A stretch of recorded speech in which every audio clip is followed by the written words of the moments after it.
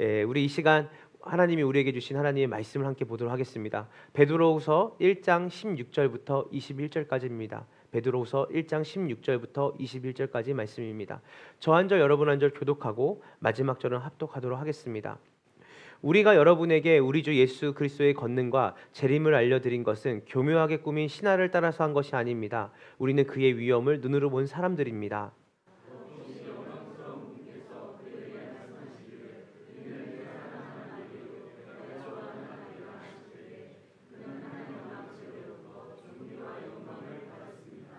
우리가 그 거룩한 산에서 그분과 함께 있을 때 우리는 이 말소리가 하늘로부터 들려오는 것을 들었습니다.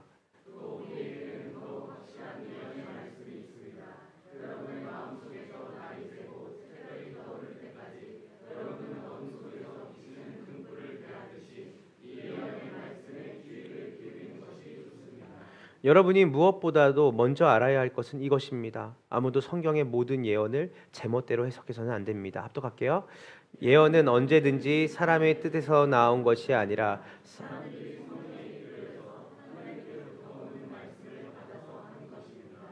아멘. 이제 1월과 2월 두 달 동안에 우리 가장 기본이라고 말할 수 있는 이제 말씀과 기도 이 두 가지를 가지고 여러분들과 함께 약 두 달간 설교를 나누려고 합니다. 오늘 첫 번째로 말씀 위에 세워진 교회라는 제목을 가지고 여러분과 함께 말씀을 나눌 건데요. 우리가 예수님이 우리에게 마태복음 4장 19절에 너희는 나를 따르라 라고 하셨어요. 따르라. 사실 우리가 그리스도인이 된다는 것은 그리스도를 따르는 사람이 된다는 것과 같습니다. 그래서 단순히 우리가 교회 예배당에서 예배를 드리고 우리의 어떤 종교란에 기독교라고 쓰는 정도가 아니라 우리는 전적으로 예수 그리스도를 따르는 사람입니다 라고 말하는 것이 사실은 예수님의 제자도라는 것이죠. 그래서 어쩌면 우리가 하고 있는 많은 활동들이 예수님을 따르고 그분의 말씀 안에 살아가는 것과는 좀 다른 종교적 활동에 국한돼 있다면 사실은 우리는 기독교를 놓치고 있는 거예요. 그래서 예수님의 제자도는 예수님을 따르는 사람들을 양성하고 예수님을 따르는 사람들이 예수님을 닮은 그 말과 삶을 통해 온 세상에 예수님을 나타내고 전하는 그 일로 하나님께서 이 땅에 교회를 세우시고 우리를 이 자리에 부르신 것이죠. 그래서 우리가 사람이 많아지는 것에 사실은 몰두하면 안 됩니다. 그러니까 물론 제자가 제자를 낳는 배가 운동은 성경이 말하는 지향점이지만 그것이 세대에서 세대로 갈 수도 있고요. 그것이 굉장히 오래 걸리는 일일 수 있습니다. 그러나 중요한 것은 따라해 보세요. 제자가 제자를 낳는다. 주님이 말씀하시는 배가는 숫자가 많아지는 배가를 얘기하는 게 아니라 한 사람이 그리스도를 따르는 사람이 되고 그 따르는 그 사람을 통해서 또 한 사람이 우리를 통해 또 그리스도를 따르는 사람으로 낳는 것이에요. 그래서 달라스 윌라드라고 하는 미국의 저명한 신학자는 이렇게 얘기를 했습니다. 하나님께서 우리에게 제자도를 얘기하실 때 제자도는 단순히 마태복음 4장 19절에 나를 따르라 라고 하는 말로 시작된 게 아니라 하나님의 창조 질서로부터 시작된다고 했어요. 여러분, 각종 씨 맺는 채소와 열매 맺는 나무들 그리고 각종 동물들이 나오죠. 그러니까 그 동물들은 동물의 종대로 동물을 낳을 수밖에 없는 거죠. 원숭이는 원숭이를 낳고 그리고 우리가 잘 아는 것처럼 사람은 사람을 낳을 수밖에 없는 겁니다. 마찬가지로 제자가 제자를 낳는 것이 자연의 질서고 그리고 그 제자가 되지 않은 사람들이 제자를 낳는다는 것은 사실은 불가능한 일이죠. 그래서 우리가 배가시킬 수 있는 사람이 많이 있는 것이 중요한 것이 아니라 과연 우리는 하나님의 제자로 그리스도를 따르는 사람으로 우리는 살고 있는가가 사실은 더 큰 아젠다죠. 우리한테. 지금은 돌아가신 고 오카는 목사님이란 분이 계십니다. 사랑의 교회를 설립하신 분이죠. 근데 이분이 쓴 평신도를 깨우다라는 책이 있습니다. 되게 베스트셀러거든요. 기독교 서적으로. 근데 이분이 뭐라고 말했냐면 규모가 아무리 커도 구경꾼이 많은 것이 무엇이 유익하겠는가. 그러니까 교회가 아무리 많아져도 그곳에 주일날 한 번 드리는 예배로 예배를 구경하러 오는 사람이 많아지는 것이 정말 주님이 원하시는 교회일까? 라는 질문을 던진 거죠. 사랑의 교회의 출석이 약 3만 명이라고 해요. 근데 오카는 목사님 때 오카는 목사님이 교회가 커지는 걸 너무 싫어했습니다. 단순히 교회가 커지면 교회가 알려지고 그리고 사람들이 많이 모이니까 여러 가지의 친목 도모가 이루어지고 또 그 안에서 재정이 모이고 이런 것들이 교회의 목적이 아니라는 거예요. 사람들의 얼굴을 잃어버리고 그리스도를 따르는 것이 굉장히 형이상학적이고 모호한 것이 돼버리고 그리고 예배를 한번 드리고 예배당에 오는 것으로 또 셀 모임 한번 참석하는 정도로 우리의 삶을 좋은 종교인으로 만드는 것 그리고 교회가 궁극적으로 그리스도를 따라가는 그 일에는 구경꾼으로 서 있는 사람들 오카는 목사님이 개탄을 했어요. 나는 이런 교회를 원하지 않았다고 했어요. 그래서 여러분들이 되게 중요합니다. 우리가 여기에 사람이 꽉 차고 많아져서 더 이상 공간이 차가지고 사람들이 없을 만큼 왔을 때 공간에 어쩔 수 없이 넓어지는 것이 있지만 그것도 차선이죠. 최선 아닙니다. 여기서 1부도 들 수 있고 6부도 들 수 있죠. 중요한 것은 우리가 그리스도의 제자로 살아가는 것이 가장 중요한 겁니다. 바울이 디모데 후서를 보면요. 디모데 전후서를 보면 바울의 유언장입니다. 유언장. 바울이 죽기 전에 목회 서신이죠. 목회자인 바울이 자기의 뒤를 이어서 이제 교회 지도자가 될 디모데에게 뭐라고 말하냐면 사람이 사람을 세우는 것이 아니다. 디모데야. 여러분 착각하면 안 돼요. 우리는 내가 누군가를 세운다고 생각하고 내가 누군가에게 내가 좋은 역할을 해서 그 사람이 교회 일꾼을 세워준다고 생각하지만 바울은 다릅니다. 바울은 이렇게 말합니다. 하나님의 말씀이 사람을 세운다. 하나님께로 흥황할 수 있는 이유는 그 원동력은 바로 말씀에 있다. 디모데야. 사람에게 큰 점수를 주지 않아요. 목회자를 귀하게 여기는 것은 이 목회자가 귀하기 때문에 귀하게 여기는 게 아닙니다. 목회자가 말씀을 잘 전할 수 있도록 섬기는 거죠. 여러분들이 여기서 리더가 되면 셀장이 되거나 여러분들이 교사가 되거나 오늘 1부 때는 교사들과 같이 예배를 드렸는데 교사가 되는 것은 여러분들이 여러분을 좋아하고 여러분을 따르는 학생들을 여러분 예뻐해 주는 게 아닙니다. 궁극적으로 그 어린 아이들부터 노년에 이르기까지 교회는 하나님의 말씀이 그 사람들에게 역사가 되어지고 바른 말씀이 그 사람들의 삶의 역사가 되어지는 그 일에 목회자가 존재하는 것이고 교사가 존재하는 것이고 셀 리더가 존재하는 것이죠. 그래서 하나님의 말씀이 사람을 세운다. 우리 마태복음 28장 20절을 한번 다 같이 보겠습니다. 마태복음 28장 20절 준비 시작.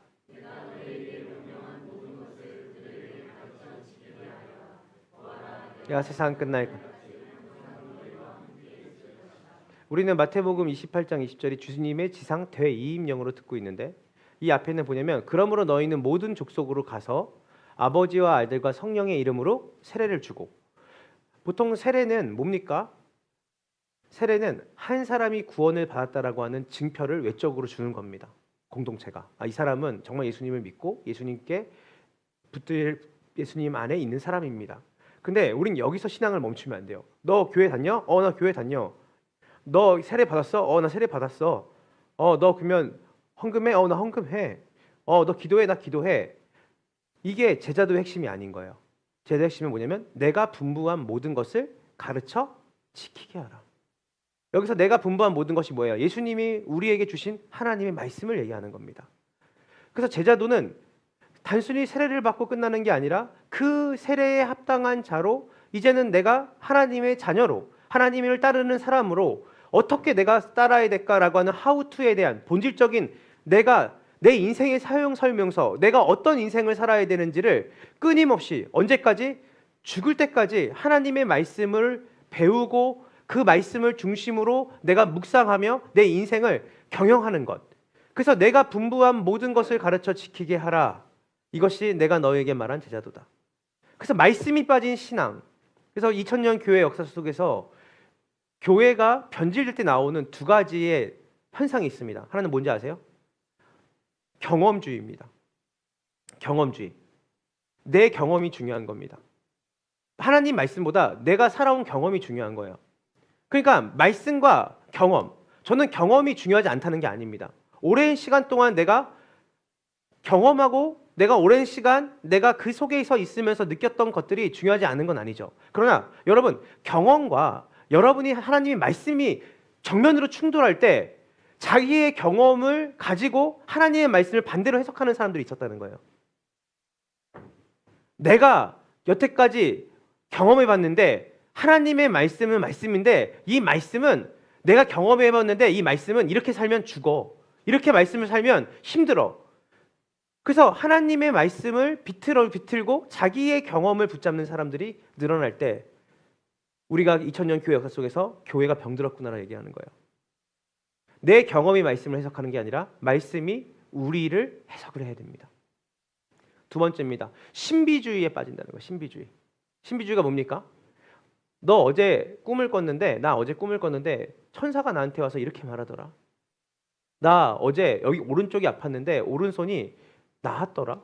나 어제 어디 TV를 봤는데 죽은 사람이 살아나는 걸 봤어. 기도를 봤는데. 나 어제 나 그제 하늘나라를 갔다 온 것 같아. 꿈속에서. 뭡니까? 그것을 무시하는 건 아니에요. 하나님 그렇게 하실 수 있어요. 그러나 2000년 교회 역사 속에서 하나님의 말씀이 희귀해지는 병듦이 올 때 경험주의와 더불어 나오는 게 뭐냐면 신비주의입니다. 뭐든지 다 느끼려고 하고 뭔가 초자연적인 것들이 마치 그 사람의 영성의 퀄리티를 말하는 것 같은 그런 태도로 신앙 전체가 그렇게 말씀 없는 신비주의와 말씀 없는 경험주의로 물들어가는 거예요. 그래서 여러분들이 막 굉장히 신비한 걸 얘기하고 신유와 은사와 어떤 축사와 이런 이야기들로 자기의 신앙을 증명하고자 하는 분들에게 여러분들이 하나님의 말씀을 그분들에게 원리로 제공할 수 있어야 돼요. 왜냐하면 이방 종교도 이런 기적들이 일어납니다. 타 종교도 일어나요. 바울이 디모데에게 이렇게 얘기합니다. 디모데 전서 4장 1절부터 2절을 우리가 함께 보도록 하겠습니다. 아까 얘기했던 그 말씀입니다. 디모데 전서 4장 1절부터 2절입니다.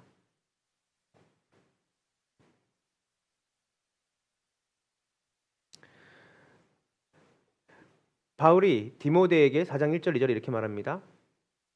디모데야,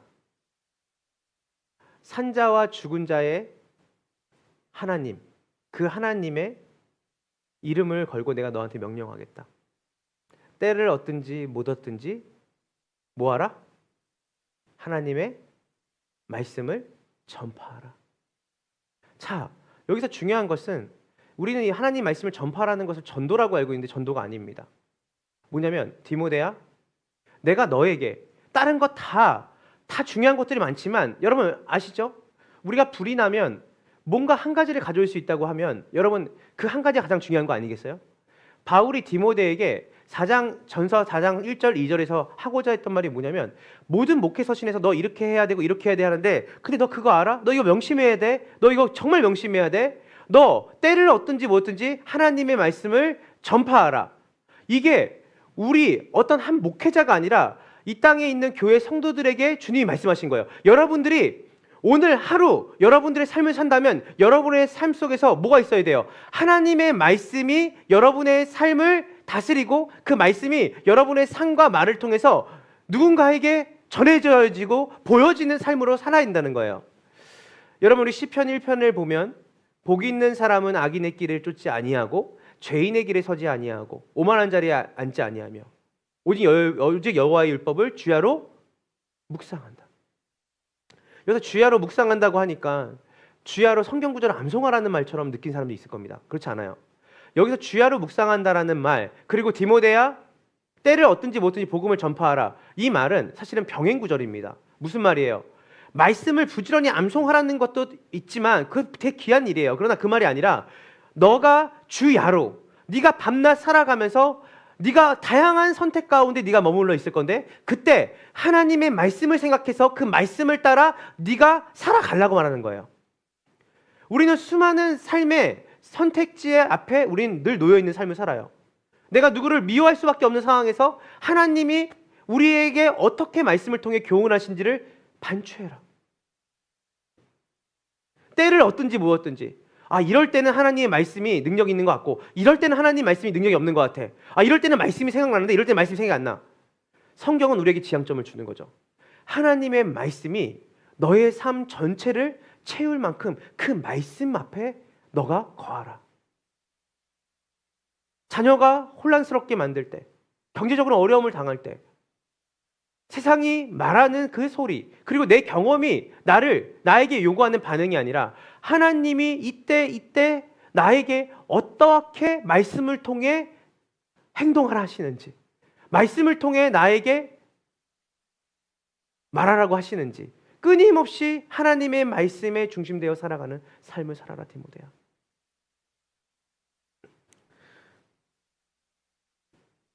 왜냐고요? 구원은 사람이 주는 게 아니에요. 하나님의 말씀이 구원을 이루고 성화, 여러분의 삶에 예수 그리스도를 닮아가는 그 여정을 가게 하는 것은 어떤 사람의 경험에서 우러나온 조언이 아닙니다. 여러분, 우리가 조언과 우리가 말하는 경험으로 우리 자녀들이나 내 주변에 있는 후배들이 잘 될 것 같았으면 진작에 잘 됐죠. 사람은 안 변합니다.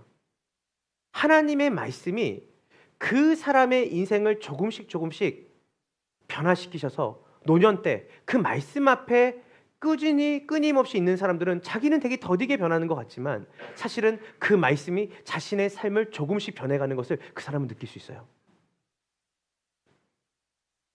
기독교는 인간이 구도자의 가정, 내가 열심히 뭔가 신이라는 게 있는 것 같은데 그 신을 철학적인 사유로 그 신을 발견하고 그 신에 대해서 알아가는 종교가 아닙니다. 기독교는 따라해보세요. 계시의 종교다.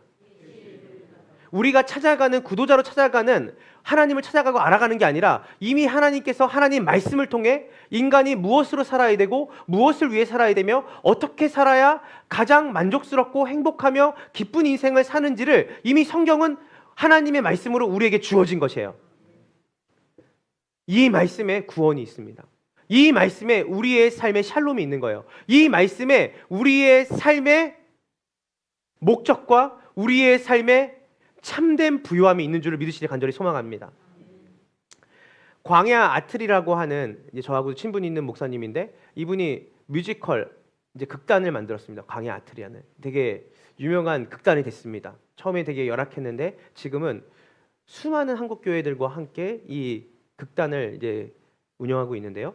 이 뮤지컬을 운영하는 이 분이 요한계시록이나 요한복음이나 또 오마이갓이라고 하는 그런 뮤지컬 여러 가지 만드는데 이분이 종교개혁을 맞이해서 종교개혁 그 주간을 500주년을 맞이해서 여기서 만든 뮤지컬 이름이 뭐냐면 더 북이라는 뮤지컬을 만들었습니다. 더 북. 기회가 되면 우리가 한번 주일 예배를 거기서 그 뮤지컬을 보는 걸로 드렸으면 좋겠다는 생각도 있습니다. 사실 그 더 북이라는 뮤지컬을 이분이 만들었는데 여기서 북은 성경을 의미하는 겁니다. 성경, 북, 성경. 근데 여기에 핵심이 뭐냐면 종교 개혁인데요. 그 당시에 로마 교황청이 성도들을 우민화시켰죠. 우민화. 뭐냐면 하나님의 말씀을 그들이 직접적으로 접하게 하는 것에 관심이 있지 않았죠.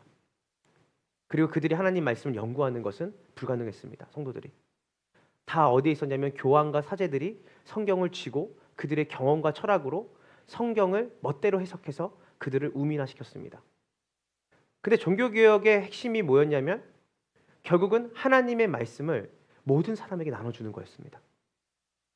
하나님의 말씀을 모든 사람이 묵상하고 연구할 수 있게 만드는 거예요. 그래서 이 뮤지컬 더 북에 부제가 있습니다. 제목은 더 북인데 부제가 뭐냐면 덮으려는 자와 그러나 펼치려는 자. 덮으려는 자는 누구겠어요? 로마 카톨릭인 거예요. 성경을 못 보게 하는 거예요. 덮으려고요. 펼치려는 자는 누구겠어요? 종교개혁자예요.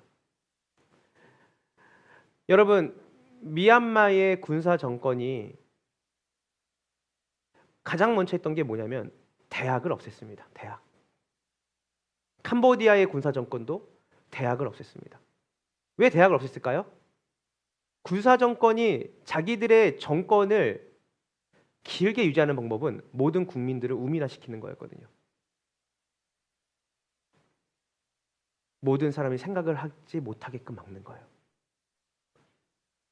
주변을 보지 못하게 만들어요.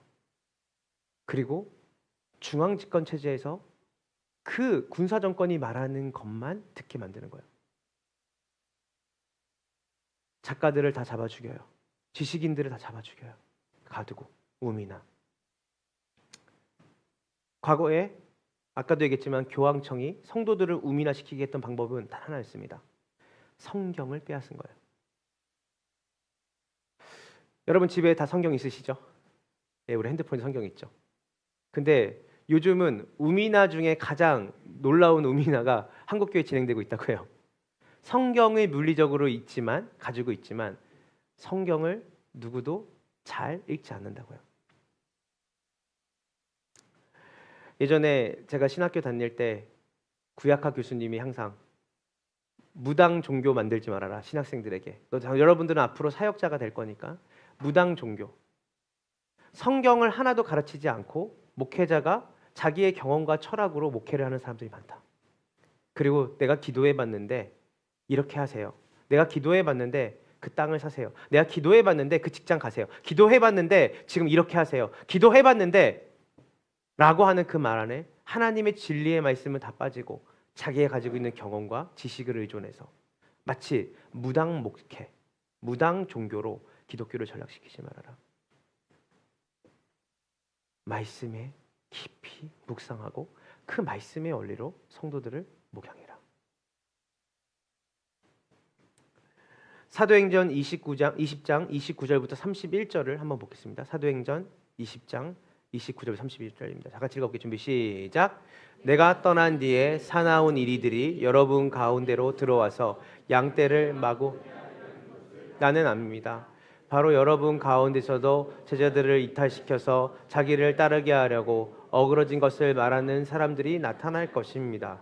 그러므로 여러분은 깨어 있어서 내가 3년 동안 밤낮 쉬지 않고 각 사람을 눈물로 아멘. 이게 뭡니까? 사도 바울이 이제 에베소 교회를 목양하고 이제 세이트 굿바이를 하는 거예요. 이제 나는 떠납니다. 3년 반 동안 자기의 전부를 거기다 바쳤어요.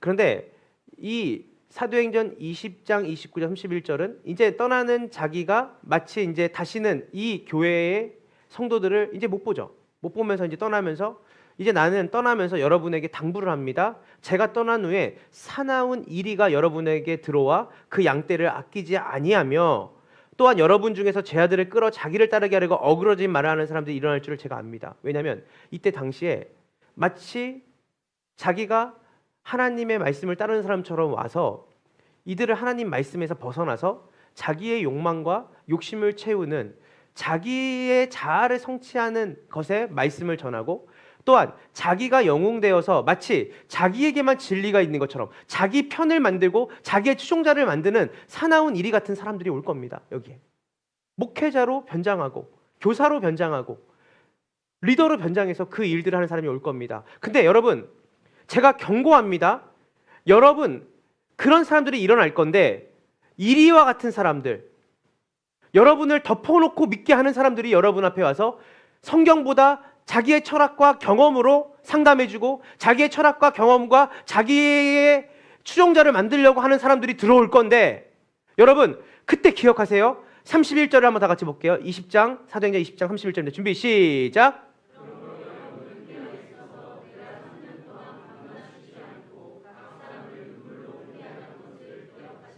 자 31절에 각 사람을 눈물로 훈계하던 것을, 여기서 훈계가 뭐냐면 하나님의 말씀을 강론했던 걸 기억하라는 거예요. 여러분 깨어 있어야 됩니다. 여러분 깨어 있으십시오. 에베소 교회 성도들 3년 반 동안 제가 여러분들에게 했던 말 기억하시죠? 누가 와도 흔들리지 않을 여러분 그 복음의 진리 앞에 서십시오. 사람을 의지하지 마세요. 말씀을 의지하세요. 여러분 내가 여러분에게 3년 반 동안 가감없이 가르쳤던 그 말씀을 붙잡고 여러분 가셔야 됩니다.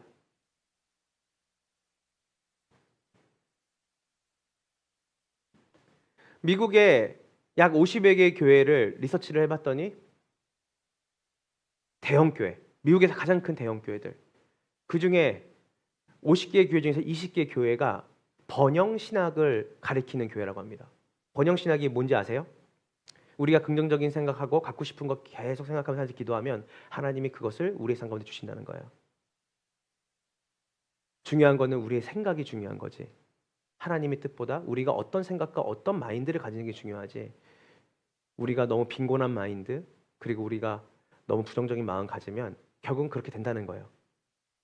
그래서 우리가 이 모양으로 사는 것, 우리가 가난하게 살고 우리가 어렵게 사는 것은 뭐냐면 우리의 생각의 문제다.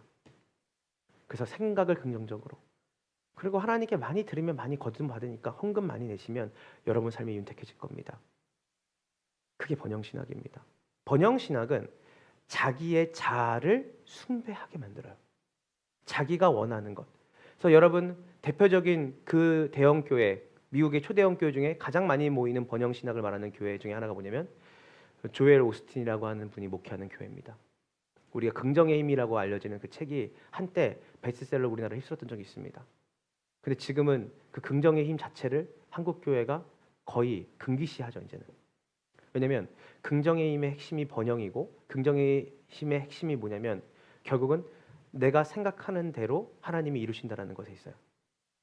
자, 왜 그럴까요? 이게 왜 잘못됐을까요? 여러분, 예수 그리스도를 믿고 예수 그리스도를 따른다는 것은 우리의 자아를 숭배하는 게 아니라 하나님을 따르는 겁니다.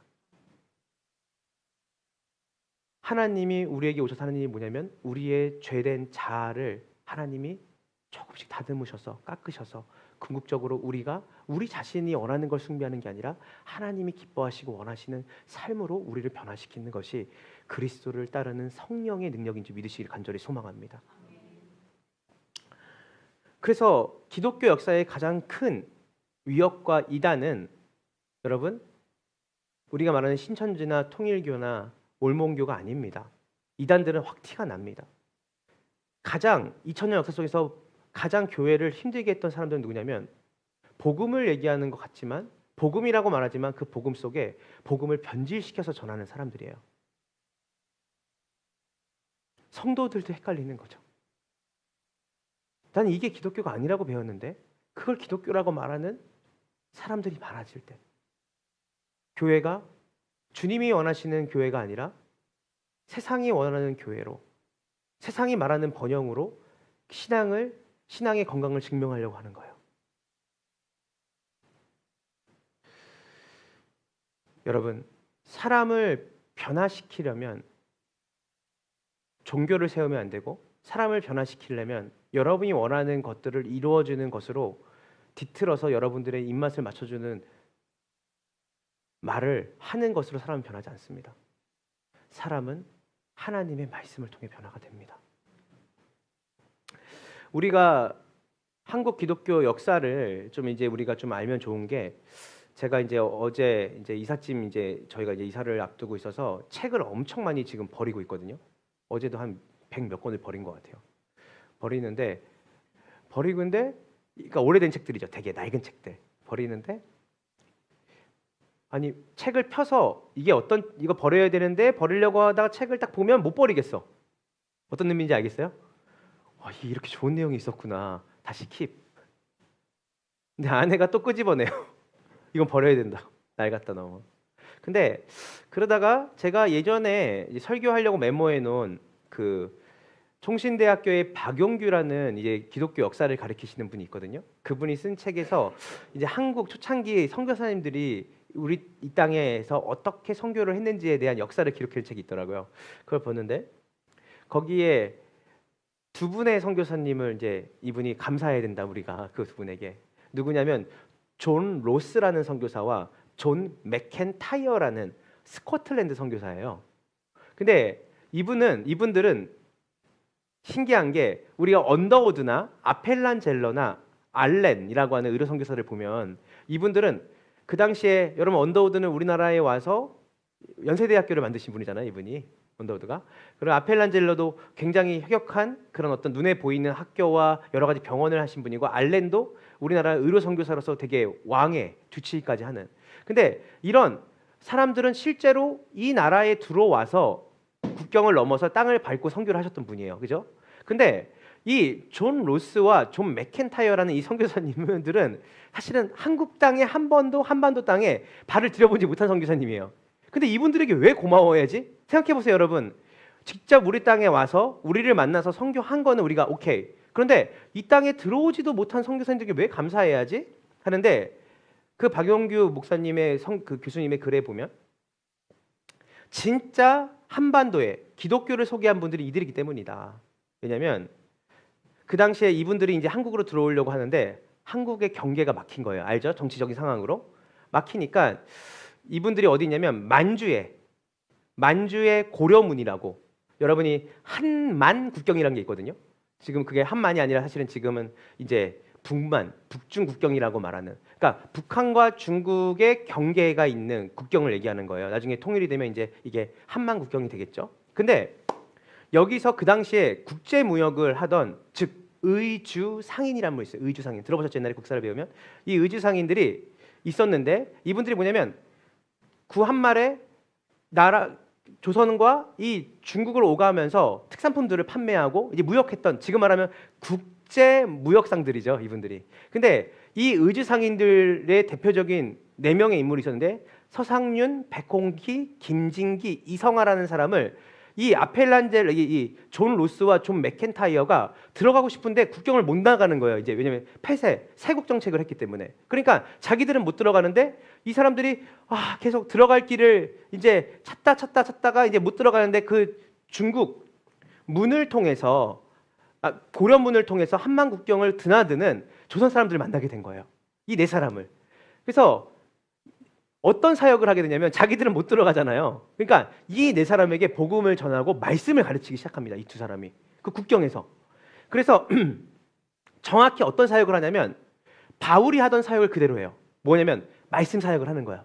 이분들에게 말씀을 가르치고 이들이 한국 교회의 미래를 책임지는 자들을 양육한 거예요. 여러분 어마어마하잖아요. 외국 사람 2명이 이 의주 상인들, 여러분 저는 세세하게 기록되어 있지 않아서 모르겠지만 그 당시에 얼마나 열악한 상황이었겠어요, 이 외국 사람들이. 근데 이 서상윤, 백홍기, 김진기, 이성하를 말씀으로 양육해요. 그리고 이들이 말씀 위에 세워지도록 계속해서 수년 동안 이 사람들을 양육하는데 이분들이 뭐 했냐면 자신의 개인 구원, 그러니까 이들의 개인 구원을 넘어서 큰 일을 해요. 그게 뭐냐면 이들과 함께 성경 번역을 해요.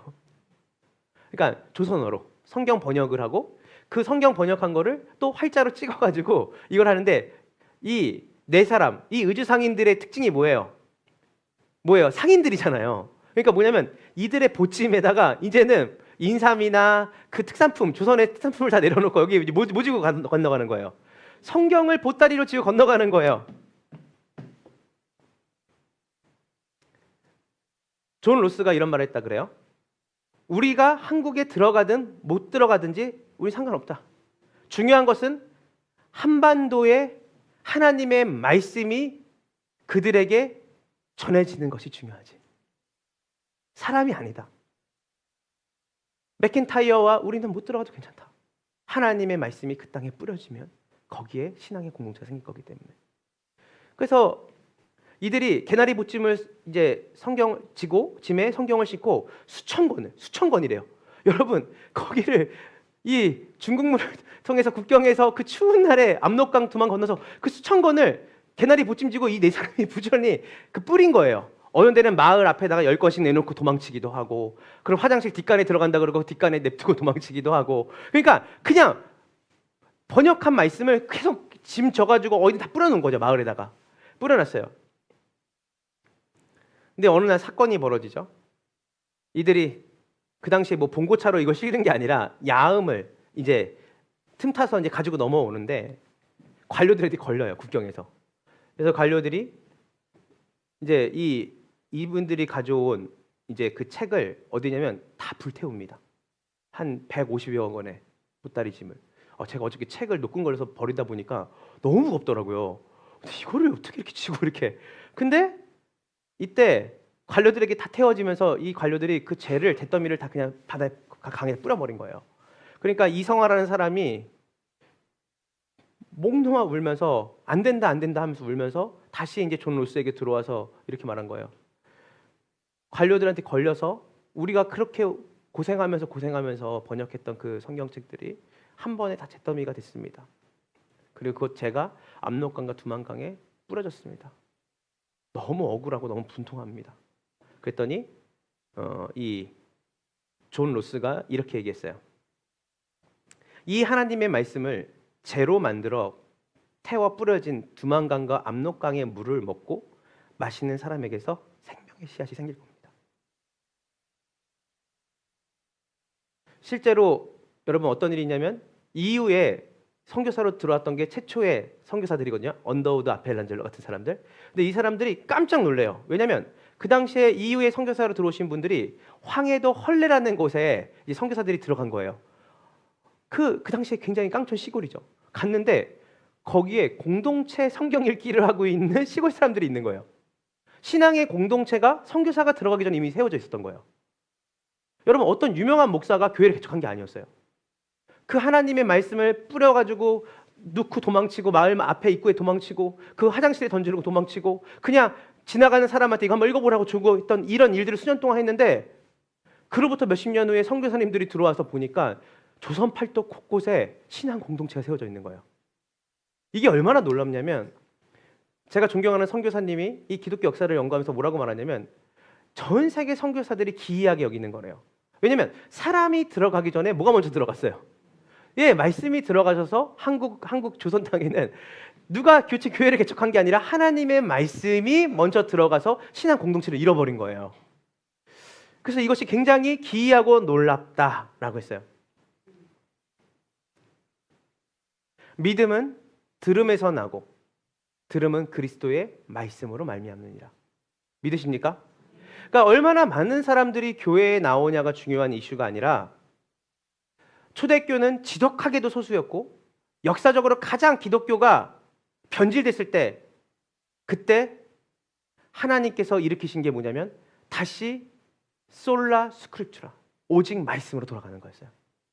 우리의 가정이 혼탁하고 미래가 불확실하고 내가 의도하지 않는 여러 가지 상황과 환경이 우리에게 남겨져 있을 수 있어요. 이렇게 깜깜하고 어두울 때 우리가 하는 건 뭐냐면 우리의 경험을 의지하는 게 아니라 하나님의 말씀의 원리를 따라 우리가 걸어갈 수 있는 힘이 우리 공동체에 있기 원합니다. 주의 말씀은 내 발의 등이요 빛이라고 했어요. 그래서 우리는 양이 아니라 질입니다. 교회 역사상 교회는 한 번도 양으로 승부를 걸어본 적이 없습니다. 여러분 생각해 보세요. 우리가 오카느 목사님이 얘기했던 것처럼 수많은 사람들이 주일날 교회는 오지만 그들이 구경꾼으로 예배를 드리고 흩어지면 세상의 빛과 소금이긴커녕 그냥 세상과 동조해서 자기의 야망과 욕망을 채우는 그 일에 옆에 있는 사람들, 약한 사람들, 눈먼 사람들, 그 사람들을 어떻게 하면 내 이익과 야망으로 내가 뒤틀어서 그들을 이용해 먹을까? 그것이 한국의 자본주의와 신자유시대 때 나오는 그런 일들이 전 세계에 있는 거 아닙니까? 교회가 숫자가 적어서 하나님이 일하시지 못한 적 없습니다. 오히려 숫자가 많은 게 문제였습니다. 숫자는 적지만 한 명 한 명이 그리스도의 말씀을 따라서 살아가는 성도들이 모여서 얼마나 많고 놀라운 일을 하는지 몰라요. 제가 검단 함께하는 교회를 개척할 때 우리 사역자들과 교회 개척하기 전에 봤던 같이 우리 이런 교회를 꿈꾸자 했던 게 뭐냐면 세이비어 교회라는 교회입니다. 세이비어. 워싱턴에 있는 교회입니다. 지금도 있어요. 그 교회는 성도가 120명을 넘어본 적이 없습니다. 근데 그 교회가 1년에 예산을 지출하는 게 100억입니다. 120명이 헌금을 많이 했나 봐요. 이런 의미가 아니에요. 뭐냐면 여기는 성도는 120명이지만 이 도시와 이 지역에 있는 12,000명의 스태프들과 함께 뭘 했냐면 이 도시에 맞벌이하는 사람들, 힘들고 어렵게 살아가는 사람들, 아이들이 방임되는 사람들, 위기 청소년들, 미혼모들, 그리고 정말 일을 하고 싶지만 일을 할 수 없는 청년들, 그 일들을 교회가 이 도시에 있는 사람들과 함께 하는데 이 120명의 성도들이 각각 그 일들에 자기 직장을 끝나고 보면 어떻게 하면 이 도시를 아름답게, 어떻게 하면 하나님의 복음이 정말 이들의 일상 가운데 실제로 스며들어서 그들의 삶을 변화시킬 수 있을지를 각 팀이 있습니다. 법률팀이 따로 있고 의료팀이 따로 있고, 그래서 의사들끼리 모이고, 그리고 우리가 쉽게 말해서 L을 치면 이 부동산 하시는 분들이 이렇게 모여서 또 국가 기금 가지고 어떻게 이들한테 처소를 만들어줄까. 깜짝 놀랄 만한 일은 사회적 약자들이 집이 거주할 데가 없으니까 이들이 그 거주할 집단으로 함께 거주할 수 있는 공간들을 만들어냅니다. 여러분, 그래서 어떤 평가를 받는지 아세요? 12,000명의 교회가 못하는 일을 120명의 교회가 해냅니다. 교회가 생긴 지 이제 60년 남짓인데 홈커밍 데이가 있어요. 홈커밍 데이. 홈커밍 데이가 뭐냐면 이 교회 출신들이 다 흩어져 살고 있거든요. 지금요. 50년 되니까. 근데 그들이 돌아올 때 미국 언론에서 방송을 한답니다. 세이비어 교회를. 왜냐하면 사회의 굵직굵직한 재단과 사회적 운동을 하고, 그리고 그런 어떤 힘없고 굶주려 있고, 그리고 자기의 상 가운데 정말 어려움을 당하는 사람을 구제하는 그 모든 일의 리더들이 누구냐면 이 세이비어 교회 출신들의 성도들이었다는 거예요. 그 자녀들, 그들이 굵직굵직한 재단들을 다 맡고 있습니다. 근데 그 세이비어 교회 특징이 뭔지 아세요? 멤버십이 되게 강합니다. 사람들이 왔는데 사람들 다 받지 않아요. 왜냐하면 여러분, 교회는 목회 철학이 있어야 되거든요. 숫자가 많아지는 것이 저희 교회의 절대 목회 철학이 아닙니다. 시간은 걸릴 수 있지만 여러분 한 분 한 분이 주님의 군사가 되기를 원합니다. 시간은 걸리겠지만 여러분들이 정말 주님의 말씀으로 양육받기를 원합니다.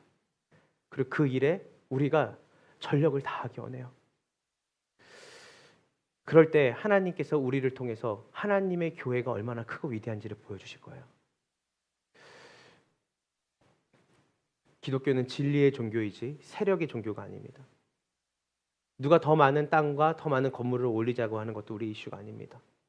우리가 얼마나 진리에 적합한 삶으로 우리가 살아가고 있느냐가 우리에게 이슈가 돼야죠. 예수님께서 이 땅에 남을 주님의 제자들을 위해서 기도하신 장면이 요한복음 17장에 있는데, 요한복음 17장 17절을 우리가 함께 보도록 하겠습니다. 요한복음 17장 17절입니다. 준비 시작.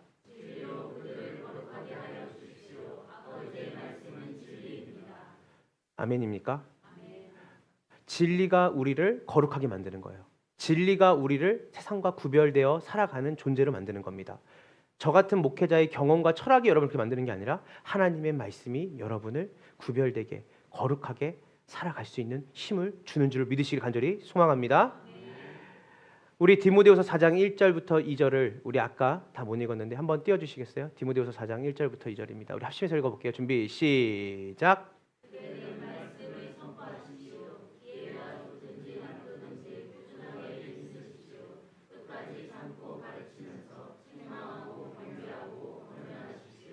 네, 이거를 바울의 지상 명령이라고 말하거든요. 디모데한테. 디모데야, 너의 경험을 전하지 말고 말씀을 전해라. 말씀을 전해라. 여러분의 자녀들에게 말씀을 전하세요. 여러분의 경험은 한계가 있고 여러분의 경험과 철학은 자녀들 못 바꿉니다. 하나님의 말씀을 전할 때 성령께서 그 아이의 마음을 변화시키세요. 그걸 믿으셔야 돼요. 여러분 키우다 보면 아이들이 우리가 컨트롤할 수 없는 범위들이 있습니다. 그런데 이 아이들이 말씀에 노출되고 말씀 안에 살다 보면 이 아이가 말씀 때문에 말씀이 깨달아지고 말씀으로 인해서 그 아이의 삶에 복음의 진보와 자기의 삶의 태도가 바뀌기 시작해요. 왜냐하면 말씀은 단순히 텍스트가 아니라 하나님의 말씀이기 때문이에요. 그래서 바울은 이 말씀은 살아있고 운동력이 있어서 좌우의 날성검보다 예리하고 우리를 하나님이 주시는 구원과 하나님이 주시는 삶으로 살아가게끔 하는 것에 충분하다. 믿으십니까? 말씀은 살아있어요. 말씀은 예리한 검과 같아요. 말씀은 운동력이 있습니다. 믿으십니까?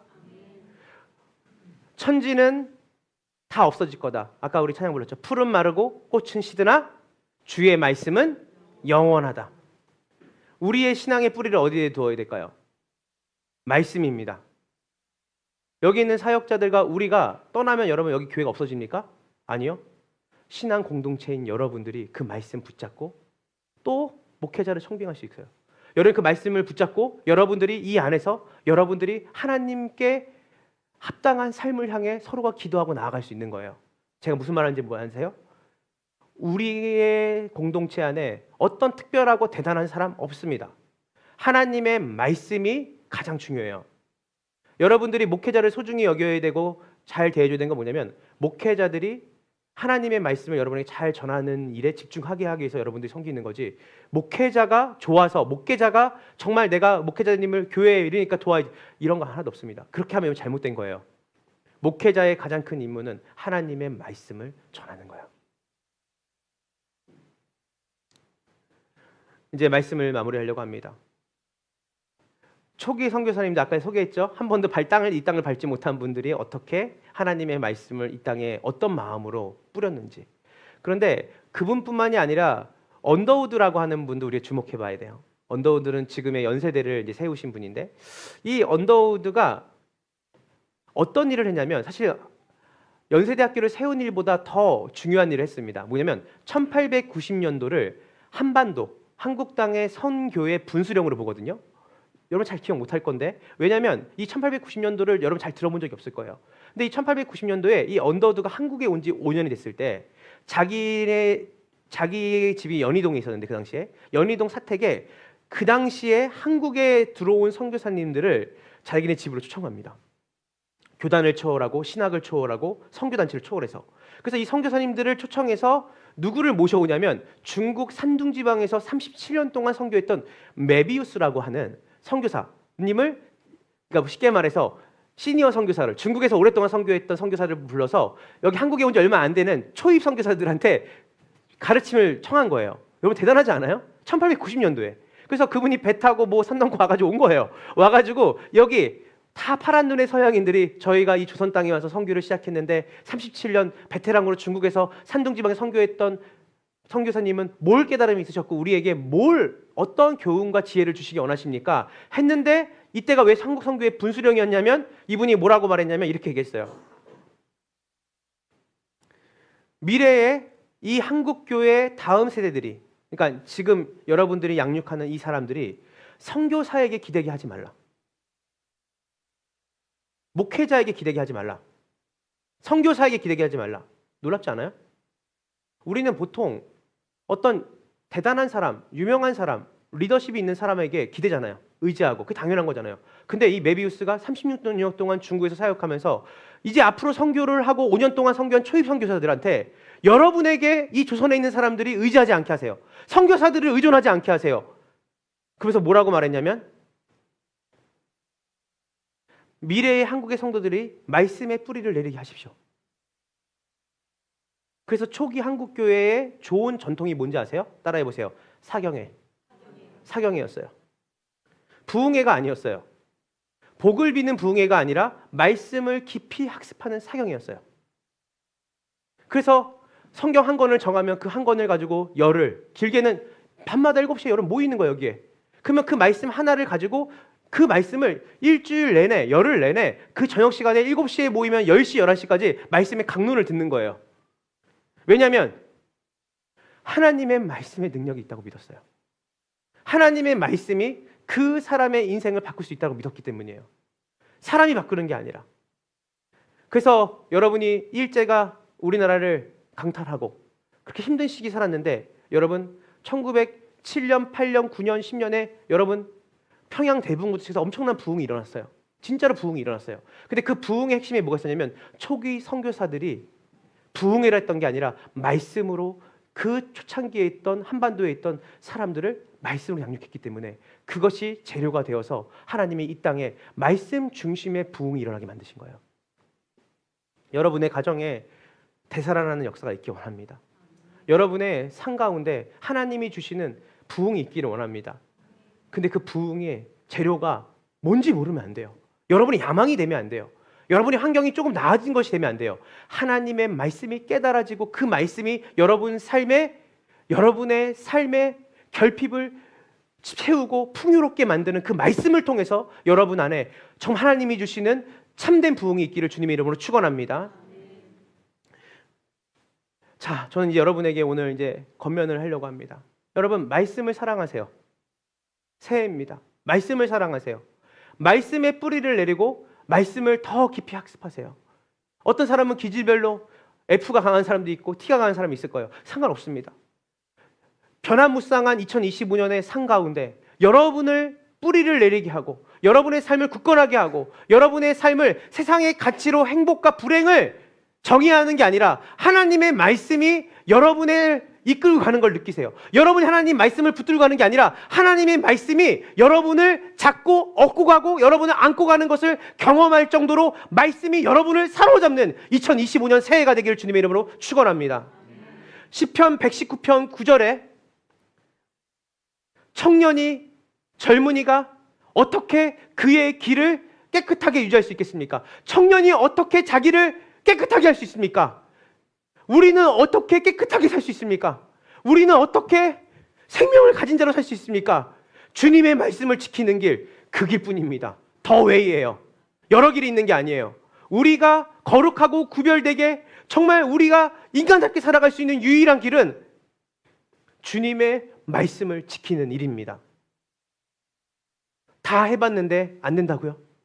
내 삶에, 이 깜깜한 내 삶에 내가 조금이라도 좀 뭔가 반전을 일으키기 위해서 뭔가를 다 해봤는데, 여행도 가보고 맛있는 것도 먹어보고 내가 하고 싶은 거 사봤는데도 해소가 안 된다고요?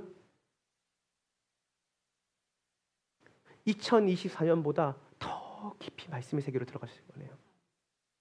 하나님의 말씀이 여러분의 아침에 단잠을 깨우고 그 말씀이 여러분의 삶 가운데 밤낮으로 여러분의 삶의 원리로 작동할 정도로 경건의 훈련을 하세요.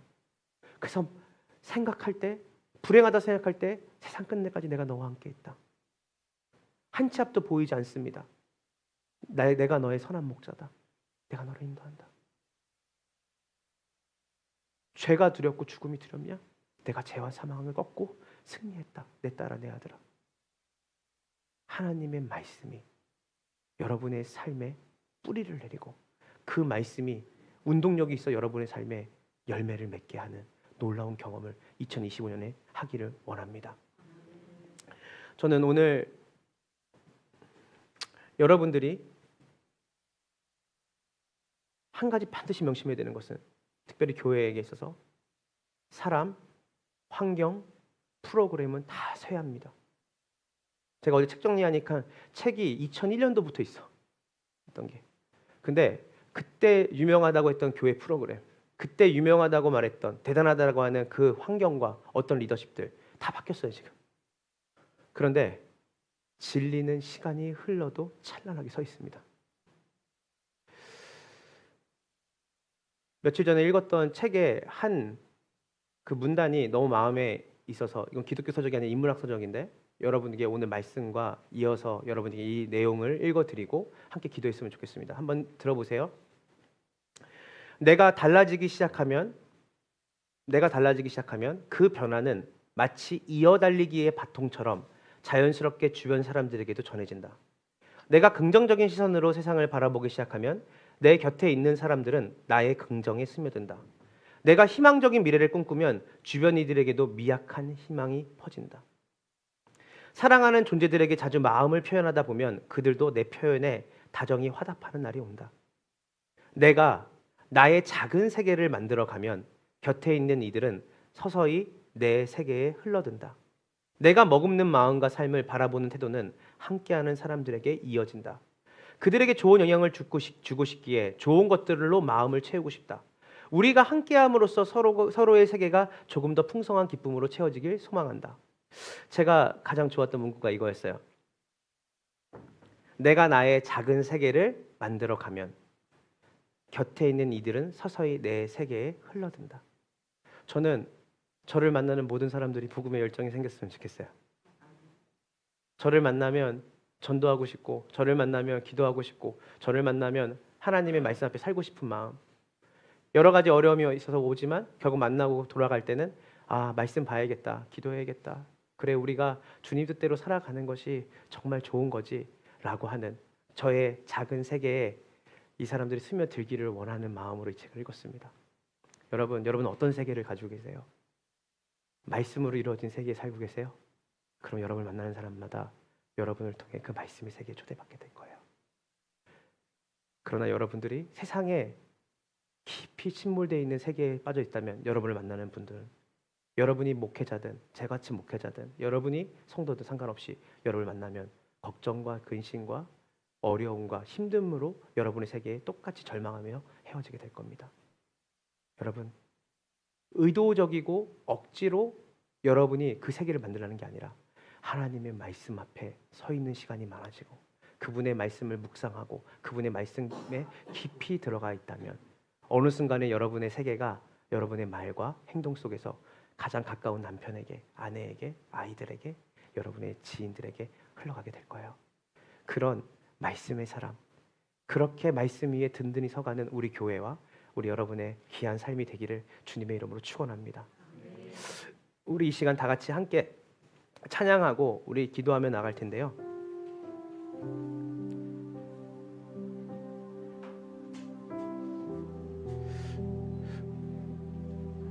성경은 복잡하지 않더라고요.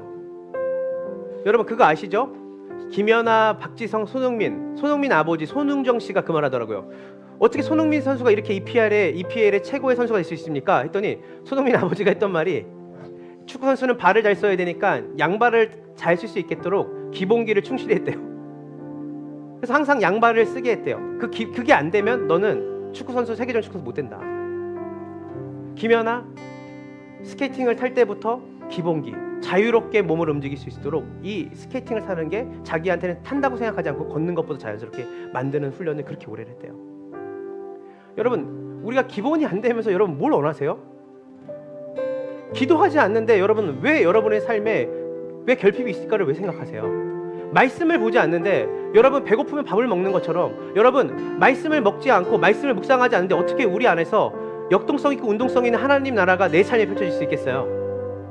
이 새해 1월 2월 동안 다시 말씀 앞에 섭시다. 그 말씀에 뿌리를 내립시다. 여러분이 내리고 있는 여러분의 생각들의 뿌리가 어디 내리는지 생각해 보세요. 주님이 여러분의 삶을 이 땅에서 번영을 누리는 정도로 여러분의 생을, 여러분의 사명을, 여러분을 이 땅 가운데 두신 게 아니에요. 시간이 많지 않습니다.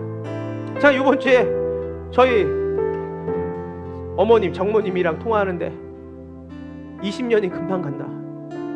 70이 되게 금방 내가 70될 줄 몰랐다. 될 줄 몰랐다.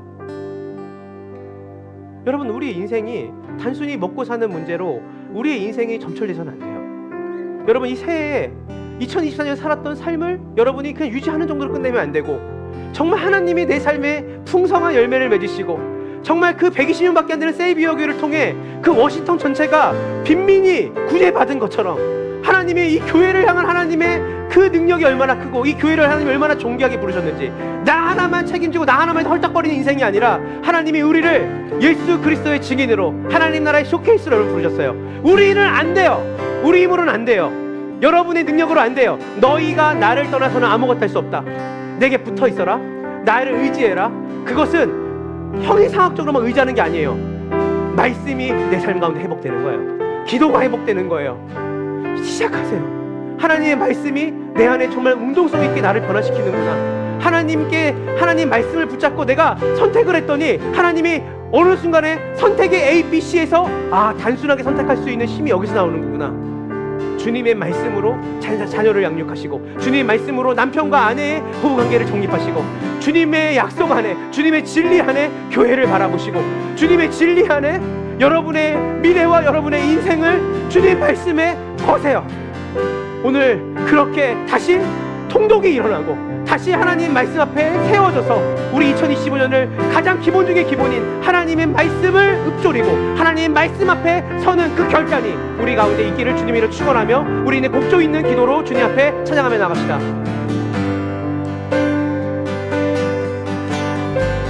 말씀 앞에서 경외함으로 말씀 앞에서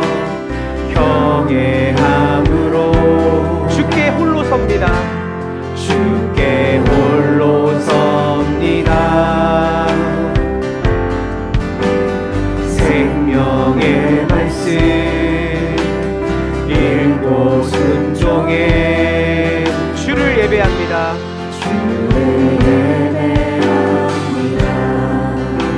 말씀, 단순히 글씨가 아니에요.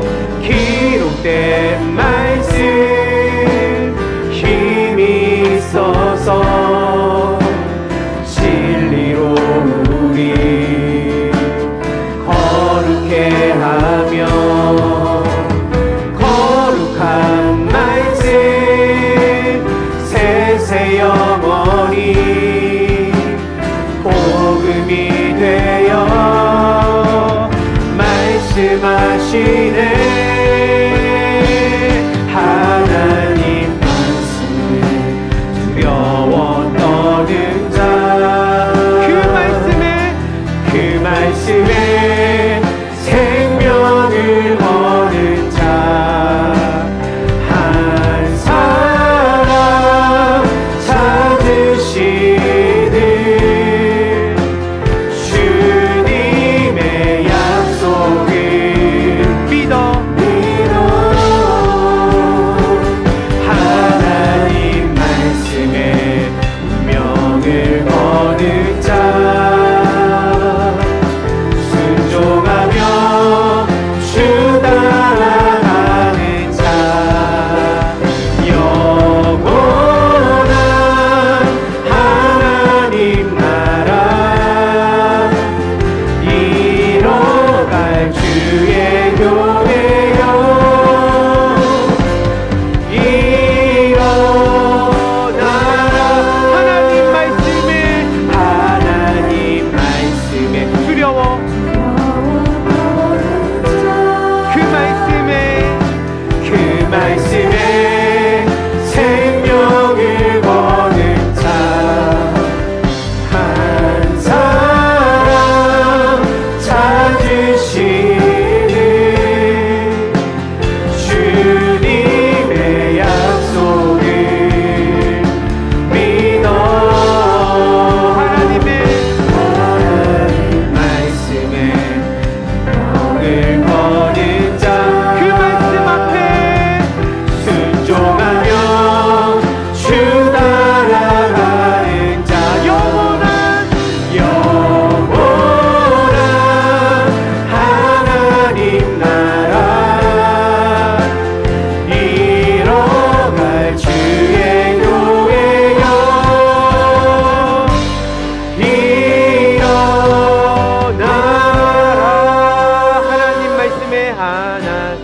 말씀에 운명을 거는 자, 순종하며 주 따라가는 자, 영원한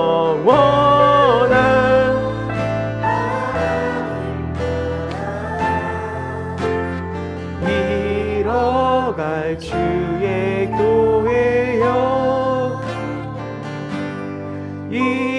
일어나라.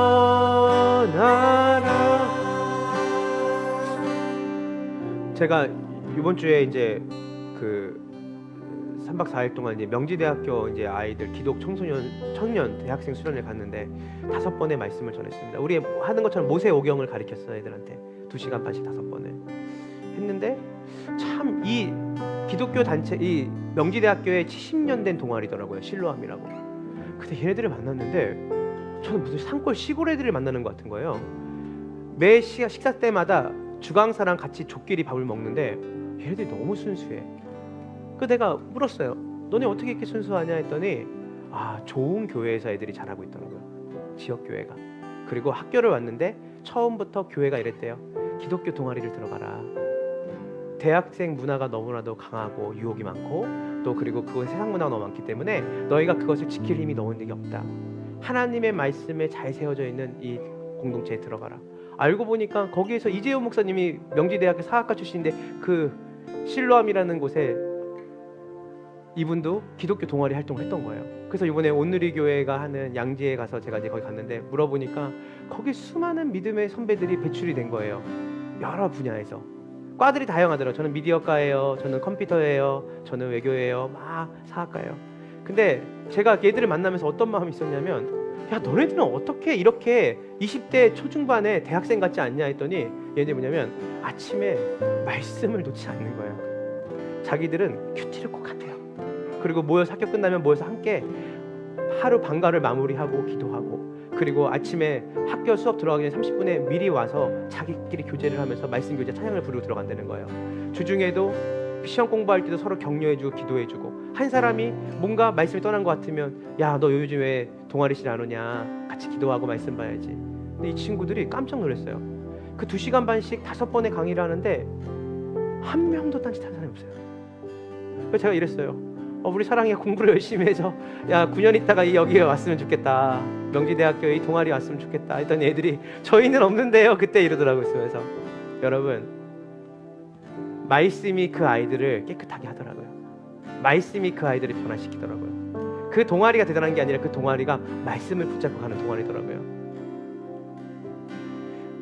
제가 그저께인가 어머니랑 같이 있는데 밥을 먹는데, 어머니 아버지가 좋으세요.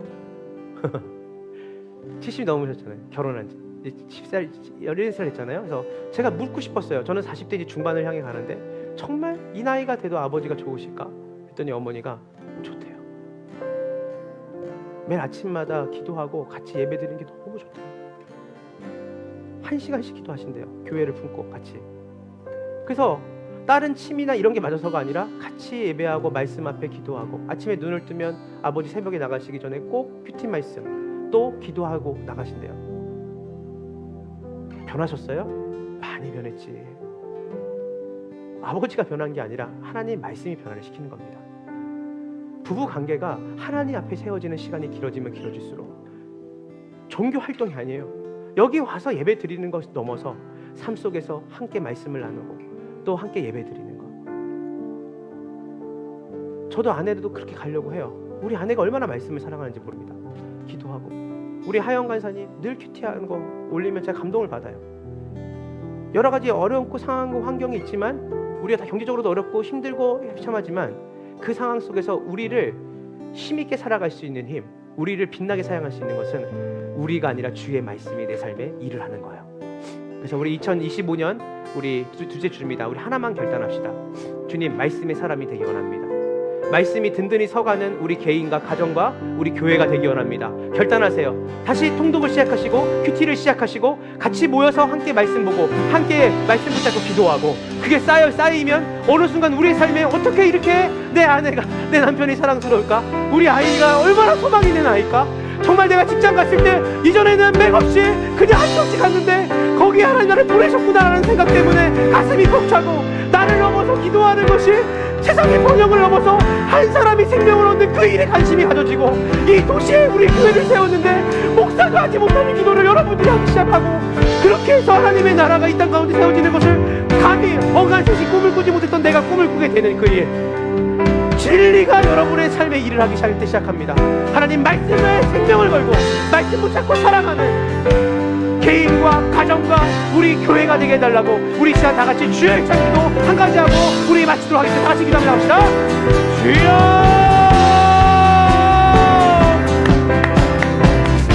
하나님, 우리가 말씀 앞에 서기 원합니다. 사람이 아닙니다. 하나님 솔로 선교사다. 조선의 사람이 선교사에게 있지 않다. 사람에게 있지 않다. 하나님의 말씀에 있다. 하나님의 말씀에 있다. 우리가 말씀으로 하루를 시작하게 하시고 말씀으로 하루를 마무리하게 하소서. 주야로 묵상하는 자, 하나님의 말씀을 읽지 않고서는 하루를 시작하지 않는 결단을 일어나게 하시고, 그 말씀이 우리의 삶에 역사하고 우리가 갈 수 없는 곳, 우리가 할 수 없는 삶, 변화되지 않을 것 같은 내 인격과 내 삶을 변화시키는 일, 하나님, 이 시간이 너무나 빠릅니다. 하나님, 우리의 삶에 하나님 허덕허덕거리며 급하게 살아가는 인생이 아니라 주의 말씀으로 충만한 인생, 주의 말씀 앞에 운명을 거는 우리 사랑하는 자녀들에게 주의 말씀을 읽어주고 주의 말씀에 설 수 있는 기회를 주고, 우리 자체가 주의 말씀에 서게 하시고, 우리 부부가, 우리 가정이, 우리 청년들이, 우리 일터에서, 학업의 현장에서, 때로는 광풍이 불어오는 그 상황 속에서도 주의 말씀을 붙잡고 그 말씀이 내 삶을 평안케 하시고 잠잠케 하시며 영원하게 하시고, 하나님의 인도하심을 느끼게 말씀을 읽게 하시고 그 말씀을 붙잡고 생각하게 하시고 그 말씀이 인도하는 대로 갈 수 있는 2025년이 되게 하여 주시옵소서. 이전 것은 지나갔다 보라 새 것이 되었네. 우리가 이 기초가 무너지면 아무것도 쌓을 수가 없습니다. 이 위에 무엇을 쌓아도 다 무너집니다. 주님 말씀 앞에 서고 말씀 앞에 더 깊이 들어오는 우리가 되게 하여 주시옵소서. 그런 검단 함께하는 교회, 우리가 놀라운 일을 하자고 다짐하기보다 말씀이 우리의 가운데 일할 때 우리가 이 도시를 품고 이 세상을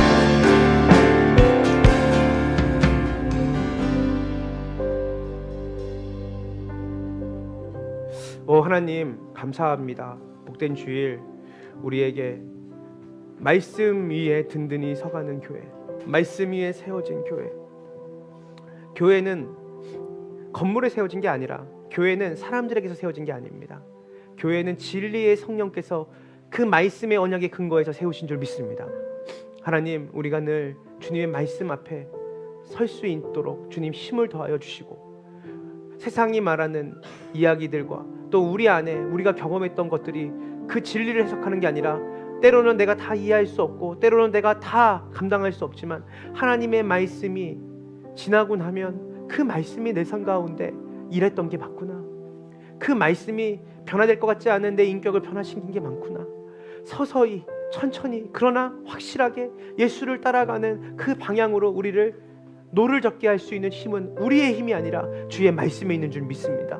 진리의 성령, 말씀의 성령, 성령께서 2025년 한 해 동안 우리 성도들이 다른 어떤 것보다 그 말씀의 푯대를 향해 달려가게 하여 주시옵소서. 하나님, 1월 달이 시작됐습니다. 새해가 시작돼서 2024년과 연속성 있게 가는 것도 있지만 2024년도에 우리가 단 한 번도 도전해보지 않았던 그 말씀 앞에 점철되어 살아가는 인생, 아침 저녁을 말씀으로 하나님 열고 닫는 그 일들이 우리가 없었다면 다시 그 불연속성으로 가서 이전에 없었던 말씀에 점철된 삶이 2025년도에 지금부터, 월요일부터 다시 우리가 말씀 앞에 서는 그 일, 그리고 말씀에 더 깊이 들어가도록 우리의 삶을 주님 앞에 드리는 그 시간들 넘쳐나게 하시고, 우리가 무엇을 하려고 노력하기 이전에 그 말씀이 우리의 심령에 충만하게 채워질 때 우리가 그 행동을 하고 있다는 놀라운 경험을 하나님 말씀의 중심을 두고 살아가는 자들에게 경험되어지게 하여 주시옵소서. 검단 함께하는 교회 성도들의 가정마다 말씀으로 든든히 서가는 가정 되게 하시고, 하나님 또한 우리 청년들, 다음 세대들 기숙사 생활을 하고 주님 학교에서 공부를 하고 있을 때 그들이 정말 하나님의 말씀, 홀로 있지만 그 자리에 하나님이 계시고 그 말씀으로 우리 인도하신다는 것을 믿고 더 말씀으로 깊이 들어가는 우리 학생들, 청년들, 다음 세대들 될 수 있도록 인도하여 주시옵소서. 하나님, 검단 함께하는 교회를 주님 파고 팠더니 하나만 남더라. 주의 말씀이 있더라. 주의 말씀으로 이 교회가 가더라. 하나님, 그것이 우리의 자랑이 되게 하시고 그것이 우리의 기쁨이 되어지게 하여 주시옵소서. 지금은 우리 구주 예수 그리스도의 은혜와 아버지 하나님의 크신 사랑과 성령 하나님의 교통하심이 하나님의 말씀 앞에 다시 서서 말씀을 읽고 말씀을 묵상하고 다시 그 말씀 앞에 서기로 결단한 우리 함께하는 교회 모든 성도들의 삶 가운데 지금으로부터 영원까지 함께 있을지어다.